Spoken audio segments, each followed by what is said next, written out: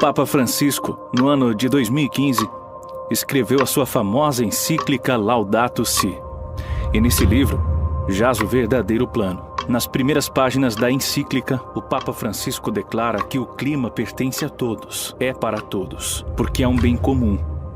Ele também declara que o clima precisa de apoio urgente por causa das emissões de dióxido de carbono e outros gases poluentes que os humanos causaram. A sua primeira solução para reduzir esses gases é fazer com que fique mais caro comprá-los. A primeira nação a aderir foi a França em novembro de 2008. O presidente Emmanuel Macron aumentou o preço dos combustíveis em 7,6 centavos por litro ou 30 centavos por galão. O presidente da França, por assim fazer, seguiu com a ordem do Papa.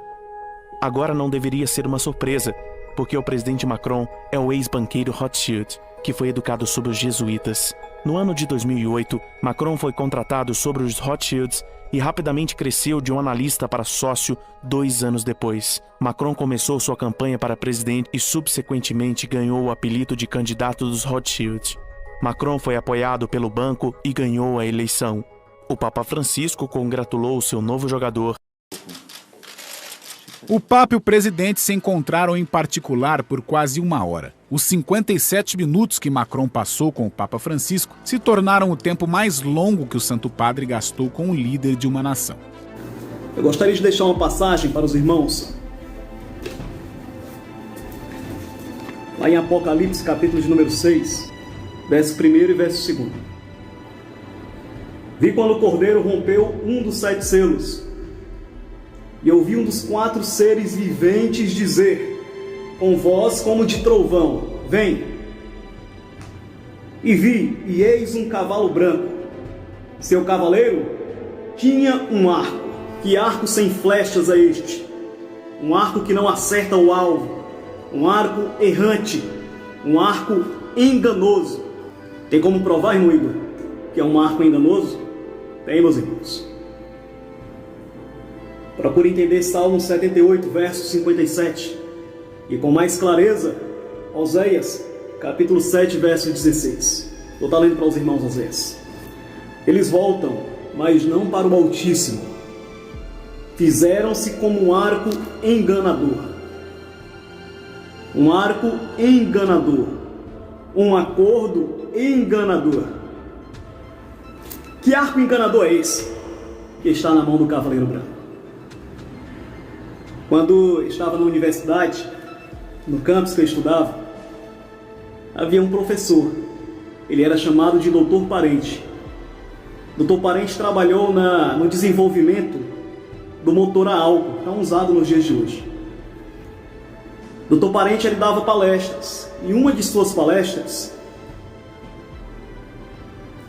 era demonstrando cientificamente a farsa da intervenção humana no aquecimento global.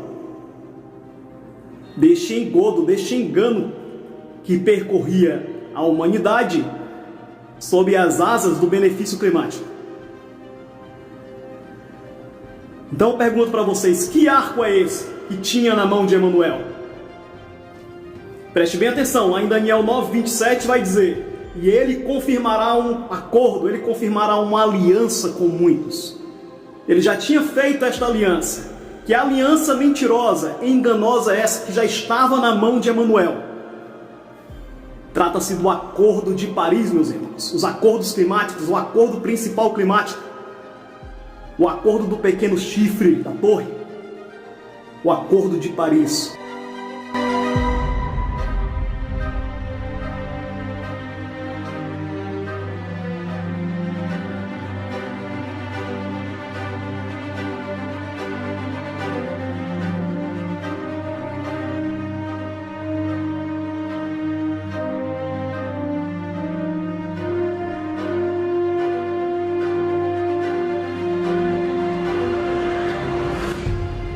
O acordo enganoso que subjuga as nações desenvolvidas em desenvolvimento de joelhos para uma nova ordem que quer surgir. Este é o arco que está na mão de Emmanuel, como vencedora, para colocar o líder globalista como vencedor diante de toda a terra. E então foi-lhe dado uma coroa para que ele conseguisse confirmar este acordo diante de muitos países. Que coroa é essa? Que coroa é essa que surgiu no cenário mundial, colocando os países de joelhos, quebrando suas economias, abrindo asas para os acordos climáticos, para o grande acordo de Paris, com o intuito de colocar as nações de joelhos para que seja finalmente criada a moeda única global. E surja então o sistema da besta no ápice do seu erro, no ápice do seu engano, o arco mentiroso confirmado com muitos.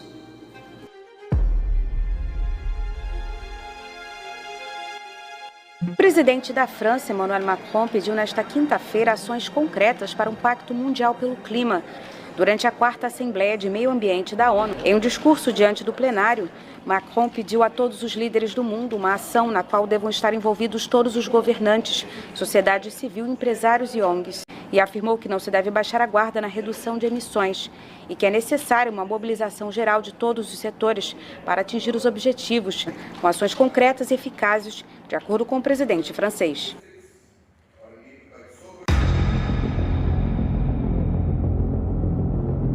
Ele finalmente veio, Ricardo Felício, que é professor de geografia, que é climatologista, que é meteorologista, professor pesquisador do Departamento de Geografia, e a gente vai falar de aquecimento global. Não somos nós? Não, nós não controlamos o fluxo de massa e energia do planeta. O cara que mais conserva o solo hoje no mundo é o agricultor brasileiro. A atribuição humana de manipular o clima da Terra é extremamente absurdo, né? Nós estamos falando com forças de magnitude extremamente gigantescas. A história do planeta sempre nos mostrou que toda vez que as temperaturas estão mais elevadas, você tem abundância na natureza. E 2 trabalhos científicos muito importantes, recentes, mostraram que nos últimos 30 anos o planeta tem ficado mais verde. Parece óbvio para você. Exato, parece totalmente óbvio, né? E por que todo mundo fala o contrário? Porque o interesse nisso é geopolítico, na verdade. Então você usa do cientificismo para legitimar uma agenda geopolítica internacional, que no caso é o controle das fontes de energia. Porque sem energia, sem desenvolvimento, né? Então, a gente já viu algumas entrevistas suas aqui, inclusive de um empresário, que ele fala assim, olha, eu preciso desenvolver o Brasil, preciso ter fábrica, tudo mais, mas ele não vai fazer nada disso se nós não tivermos no Brasil um programa energético que seja bom e barato. E o que estão nos oferecendo não é nenhuma coisa e nem outra. Então, primordialmente, sem energia, sem desenvolvimento. Essa é a grande questão, essa é a grande chave. Ela quer que a gente pague. Exato. Então, realmente, eles pagam-se de bons moços, como defensores da humanidade, quando, na verdade, são os interesses econômicos, geopolíticos, que nós estamos aí nessa trama internacional. O Papa Francisco congratulou o seu novo jogador e deu a Macron o título de o primeiro e único cânone honorário da Arquibasílica de São João de Latrão. O cânone honorário é uma tradição desde o século XV, que significa defensor e advogado da Igreja Cristã e protetor da fé palestina e católica. Os imperadores ou presidentes empossados com este título significa que eles defenderão a Igreja Católica e seus bispos. Isso é exatamente o que Macron tem feito. Macron não é um presidente, mas ao invés um pequeno padre na presidência. Da sua encíclica, descobrimos suas supostas soluções para os problemas do mundo, que é uma trama, uma imagem do governo teocrático do Vaticano. O Laudato Si do Papa Francisco declara o seguinte: domingo. Assim como o sábado judeu é designado ser um dia que cura o nosso relacionamento com Deus, com nós mesmos, com outros e com o mundo. Assim, o domingo preserva a ação humana de retornar um ativismo vazio. E o domingo também preserva da ganância desenfreada e senso de isolamento, o que faz buscar o benefício pessoal ao detrimento de tudo o mais. A lei do repouso semanal proíbe trabalho no 7º dia. A poluição do ar diminuiu no mundo todo em função do isolamento social, mas a emergência climática permanece e exige a redução urgente das emissões de gases do aquecimento global. A história do planeta sempre nos mostrou que toda vez que as temperaturas estão mais elevadas, você tem abundância na natureza. Isso faz todo sentido. Porque aquecer e resfriar, isso o planeta vai fazer o tempo todo. Só o século XX nós tivemos 2 períodos de aquecimento e 2 de resfriamento. Tá? Então, começo do século XX é mais quente, anos 30 bem frios, 40, 50 aqueceu de novo, 70, 80 frios. E no final do século XX, que é dos anos 80 até 1998, aqueceu um pouquinho de novo. Então, 2 ciclos de aquecimento e resfriamento. E 98 é o El Niño do século XX. A partir dali as temperaturas pararam ou até caíram. Né? E agora, no ano de 2015, 2016, nós tivemos de novo um super El Niño. As temperaturas deram um pico, mas já começaram a voltar para o patamar de novo. E quanto que é essa variação, professor Ricardo? 0,2, 0,3. Você falar de 0,2 graus Celsius para temperatura global, na Antártida tem temperaturas de menos 70, para deserto do Saara com quase 70 positivo, então um arranjo desse tamanho, você falar que é temperatura média, não tem o menor significado para a climatologia. E vem da Agenda 2030, da ONU, etc. e tal, do aquecimento global, que eles são os grandes portadores, porque eles colocam como carro-chefe a proteção aos pobres, né? É para fazer a propaganda bonita e maravilhosa, quando de trás daquilo tudo vai contra os pobres. Bom, mas a maioria, a esmagadora maioria dos climatologistas no mundo falam que a gente ajuda o aquecimento global, que não é? A maioria deles nem é climatologista. Isso que é o mais interessante. Jura? Não é da área de climatologia. Então a gente está comprando um barato assim, desse tamanho? Como são eles que estão fazendo a hipótese de que a molécula do CO2 na atmosfera está a aquecer o planeta, eles é que têm que trazer a evidência disso. E na história do planeta isso não aconteceu, nunca. Ou seja, as temperaturas primeiro variam e a quantidade de CO2 vai atrás. E na época toda que a geologia nos mostra da história do planeta, nunca aconteceu nenhuma correlação direta de CO2 controlando a temperatura. Só para a gente ter uma noção, no pré-cambriano, lá no princípio da história do planeta Terra, nós tivemos na atmosfera por 2 períodos muito grandes, 10 vezes a quantidade de CO2 na atmosfera hoje, e o planeta entrou em 2 eras glaciais, assim, daquelas de filmes hollywoodianos. Ou seja, quase todo o hemisfério norte de gelo e o hemisfério sul também bastante congelado. Ou seja, mostra que o CO2 não controla o clima da Terra e muito menos as temperaturas do planeta.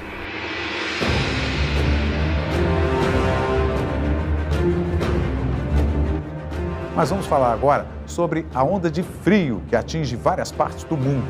Nos Estados Unidos, pelo menos 21 pessoas morreram na tempestade de neve considerada histórica.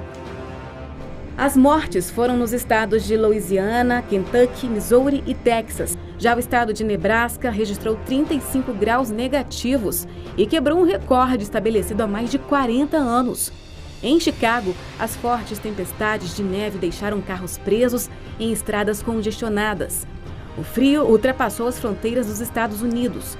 O México experimentou apagões pelo 2º dia seguido, depois que o raro congelamento provocou falhas nas usinas de energia que importam gás natural do Texas. Do outro lado do Oceano Atlântico, imagens de drone mostraram um dos cartões postais da Turquia, a mesquita de Hagia Sofia, coberta de neve. E a Grécia passou pela pior situação climática dos últimos 12 anos, segundo especialistas meteorológicos. Muito bem. A cidade de Jerusalém foi atingida por uma forte nevasca agora de madrugada. Vários pontos turísticos ficaram completamente cobertos. A gente separou algumas imagens para vocês. Vejam só. Nevasca parou a cidade. O transporte público foi suspenso. Várias ruas e avenidas tiveram que ser fechadas por causa da neve, que cobriu inclusive locais históricos, o Muro das Lamentações, a Mesquita Al-Aqsa. A gente mostrou ontem aqui no Repórter Brasil que a neve mudou a paisagem na França e na Letônia. Os países do hemisfério norte estão enfrentando um inverno super rigoroso e hoje tem mais neve congelando outras regiões. Na Rússia, a forte nevasca transformou o cenário da capital Moscou. Essas imagens mostram o momento em que um helicóptero pousa no Kremlin e levanta uma nuvem branca sobre as paredes vermelhas da residência oficial do presidente Vladimir Putin. Segundo o Serviço de Meteorologia, a região está com temperaturas 10 graus abaixo do normal. Na próxima semana, temperaturas congelantes de até 26 graus negativos vão atingir Moscou. Grande parte do Reino Unido ainda está debaixo de neve com temperaturas negativas. O Serviço de Meteorologia do país registrou menos 23 graus na Escócia, a temperatura mais baixa em 26 anos.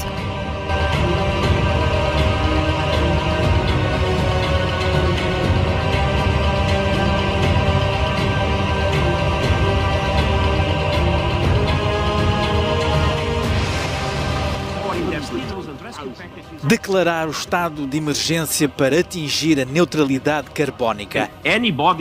Pode alguém ainda negar que estamos a enfrentar uma emergência? Por isso eu peço a todos os líderes mundiais para declararem o estado de emergência nos seus países até chegarem à neutralidade carbónica. No 5º aniversário do Acordo de Paris, quando se adotou a meta de limitar o aquecimento global a 2 graus em relação a níveis pré-industriais, Emmanuel Macron também instou as nações a agir sob pena de consequências. Sob pena de consequências. As promessas de redução nas emissões de gases poluentes enfatizadas nos discursos dos líderes mundiais representam, na prática, uma transformação urgente e necessária no nosso modo de viver. Esse mundo não existe ainda, mas é preciso chegar ao ponto de uma completa transformação, disse a alemã Angela Merkel. E rapidamente cobrou o francês Emmanuel Macron. A lei do repouso semanal proíbe trabalho no 7º dia.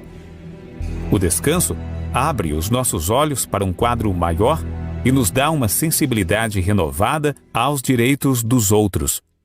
Então, o dia de descanso, centrado na Eucaristia, difunde a luz sobre a semana inteira e encoraja-nos a assumir o cuidado da natureza e dos pobres. Então, nós temos mais da metade do planeta trancado em casa para salvar vidas, e isso é algo sem precedentes na história. Então, eu não sei qual será o final disso e quais consequências vão ocorrer, antropologicamente, é claro, mas isso irá mudar a natureza da globalização. Vai mudar. Ça va la changer. A verdade é que não temos um planeta B.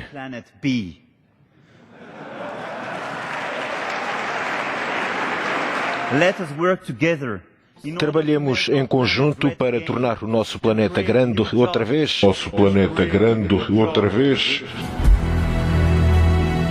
Para que a agenda do Papa Francisco seja implementada, o governo terá que se tornar o intérprete autoritário das Escrituras para todos os cidadãos, ou terá então que se colocar no lugar de Deus e autoritariamente declarar que a observância estabelecida pelo Estado. É vero que non sempre le cose che sembrano giuste per tutta l'umanità saranno giuste alle nostre tasche, ma si deve obbedire alle istituzioni internazionali. Eu gostaria de enfatizar que atribuir uma identidade pessoal à natureza, quase que revestida de intelecto e vontade, é o prelúdio da sua divinização. Uma falsa igreja escrava do pensamento da nova ordem. Ela se apresenta como aquela sinagoga dos judeus que, depois de ter negado o reino de Cristo diante de Pilatos, foi escravizada pela autoridade civil daquele tempo.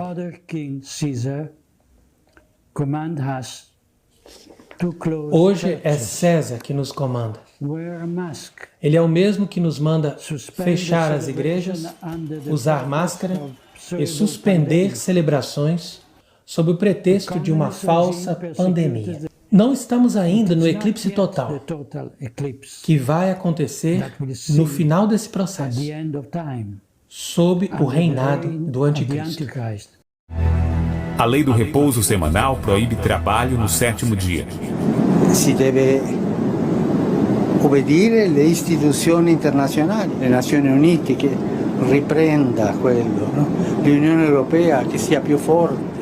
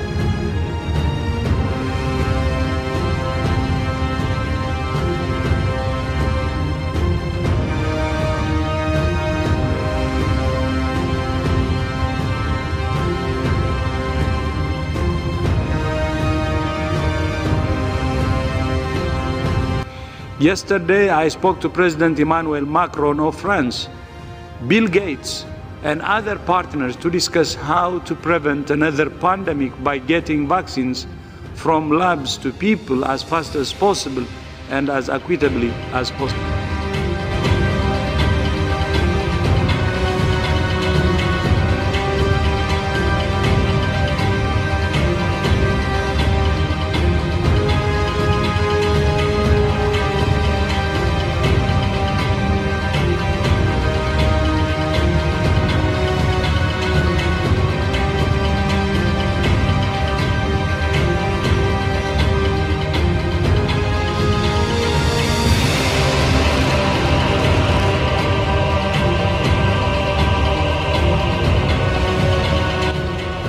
O chefe de Estado francês salientou ainda que guerras comerciais não fazem sentido e que é necessária uma nova ordem mundial para o século XXI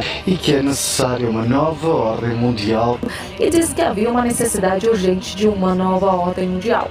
E Macron vê a Europa e a França desempenharem um papel principal dentro dessa nova ordem mundial. E falou em uma nova ordem mundial com novas alianças.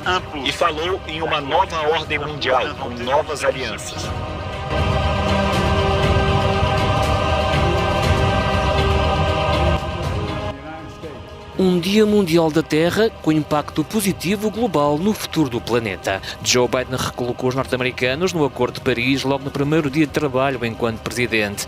E agora, segundo a porta-voz da Casa Branca, a mensagem é clara. Para Biden, a crise climática no planeta e, sobretudo, nos Estados Unidos, o maior emissor de gases do mundo, é de maior importância. Foi por isso que, no quadro dos primeiros 100 dias da presidência, Joe Biden convidou os líderes das maiores economias para discutir o problema exatamente neste Dia Mundial da Terra. Um objetivo previsto no Acordo de Paris. Do lado europeu foi ontem anunciado um novo e ambicioso objetivo, o corte de pelo menos 55% das emissões poluentes até 2030, 15% acima do que foi acordado em Paris há 6 anos. A eurodeputada relatora da nova lei do clima na União Europeia não olha para os Estados Unidos como referência. A União Europeia deve ser a referência, sublinhou a sueca Jutta Gutland, considerando que o novo objetivo europeu vai pressionar, sim, os Estados Unidos a acompanhar os resultados europeus. Tanto o presidente da China, Xi Jinping, como o da Rússia aceitaram o convite para a Cimeira Virtual de Líderes pelo Clima. No discurso à nação, Putin falou da necessidade de combater as alterações climáticas. Temos de encontrar respostas para os desafios das alterações climáticas e para isso teremos de ajustar a agricultura, a indústria, a habitação, os serviços públicos e todas as infraestruturas para criarmos um setor de utilização do carbono, reduzir as emissões e implementar medidas rigorosas de controle e monitorização. Nós podemos ver agora um novo mundo que está para chegar. Um mundo que existe uma perspectiva de uma nova ordem mundial. Um planeta convertido em prisão é dominado por uma impetuosa gangue.